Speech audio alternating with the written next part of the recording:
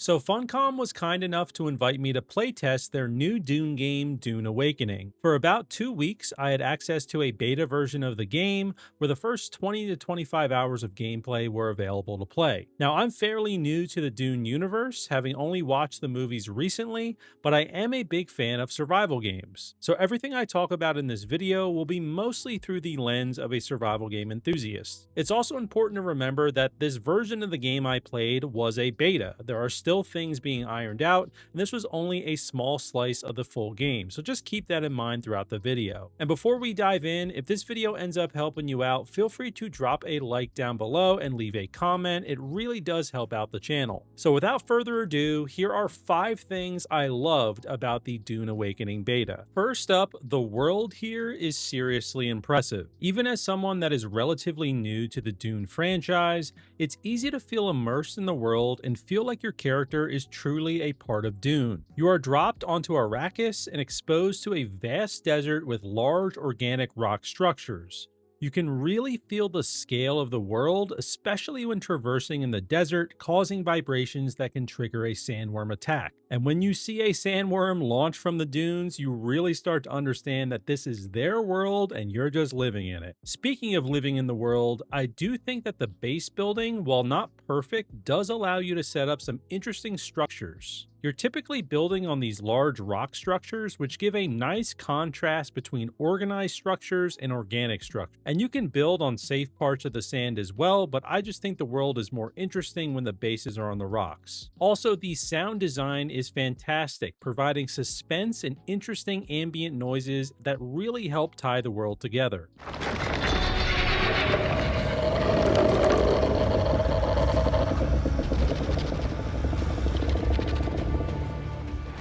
Also, the characters you run across have different personalities and dialogue that I'm sure any lore fan would really enjoy. And the areas with NPC activity don't really feel out of place with the rest of the world. They use the world around them to help build their camps and buildings, making it feel connected to the wild part of the Dune world. Now, in this beta, we weren't really able to explore the social settings with other players too much, so I don't really have experience on that, but based on this, I think it looks pretty promising. Now, another thing that I loved is the exploration in this game, and I'm keeping this separate from the world building because I think the exploration is so good that it deserves its own talking point. Now, my character had a grappling hook based on the mentor that I chose during character creation, which was the Trooper, and I found that this grappling hook made exploration a lot more fun. It was easy to use and it had a pretty short cooldown, so you're able to use it pretty much whenever you would like to. And I know I've mentioned the organic rock structures already,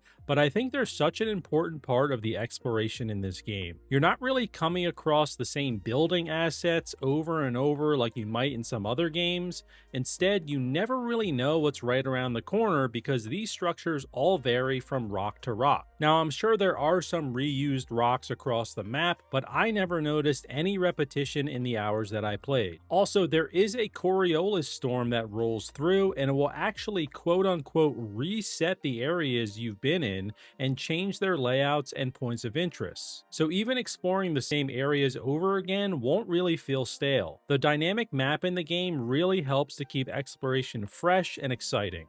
I also really love the verticality with exploring. Some of these structures are big, and it's really handy to have a grappling hook with you so you can scale them. There's also a good amount of secrets and caves that I stumbled across, which always make for an exciting play session. Now, in this beta, we were only able to explore 3 regions on the map.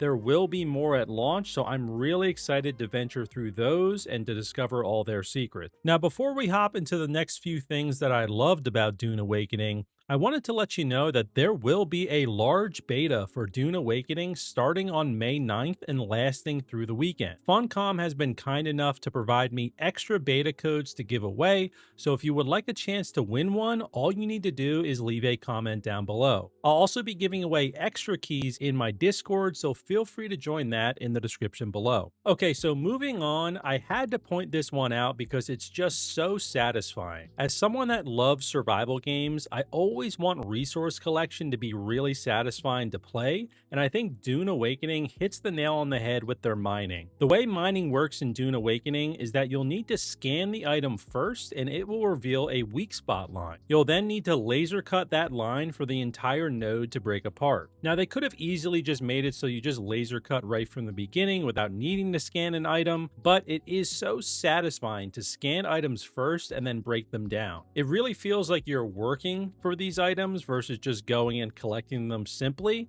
so I really appreciated this with the mining. Now mining is really the only thing that I noticed that has this satisfying mechanic. Gathering plants and such just requires you to walk up to them and collect them, but I really wanted to point out the mining here because I think they did a great job with it. Now something in Dune Awakening that I was surprised about was that the gunplay in the game was pretty great. I know Funcom has made a point to focus on the gunplay and improving combat for Dune Awakening to help it kind of stand out from other survival games where combat just doesn't work that great. We know that's kind of a big flaw in a lot of different survival games, and I think they really did a good job with the gun combat overall in this game. Now, it's not on the level of Destiny, which for all its flaws still has phenomenal gunplay, but it's definitely an above average experience in Dune. Now, I wasn't able to test every weapon the game has to offer, but from the ones I did test, everything felt great, and it actually made me excited for my next combat encounter. The weapons have a kind of weight to them, and firing them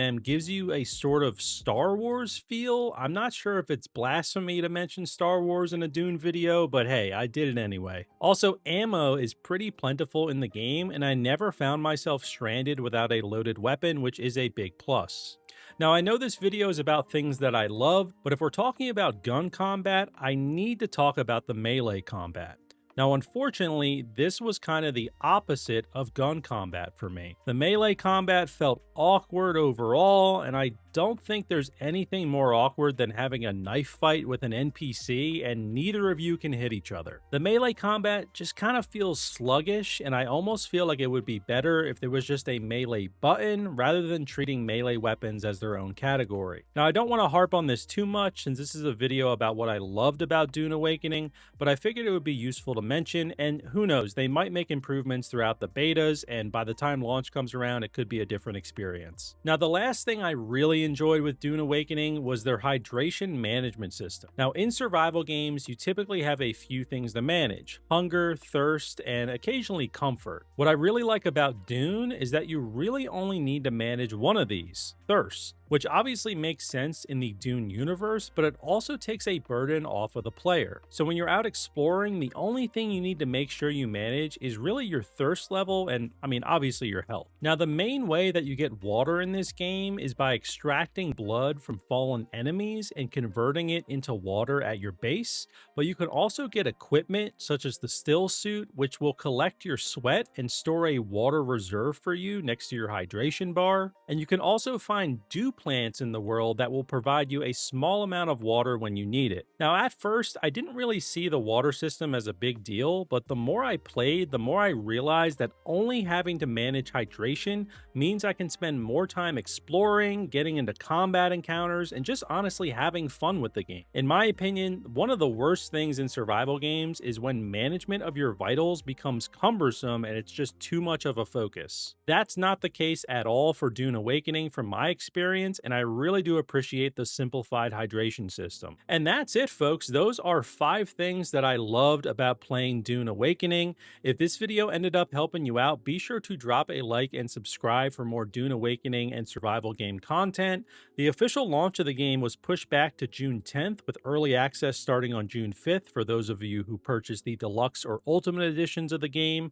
And as a reminder, you'll be able to get your hands on the game sooner because Funcom will be doing a large beta the weekend of May 9th. They'll also be providing me with extra beta keys to give away, so remember to drop a comment down below or join my Discord to try and win a beta code. But anyway, thank you so much for watching. I really do appreciate it. I hope you guys are excited for the release of Dune Awakening. I know I am. I will definitely be streaming it and making more videos, so I hope you're excited for more Dune content coming your way. Take care, folks.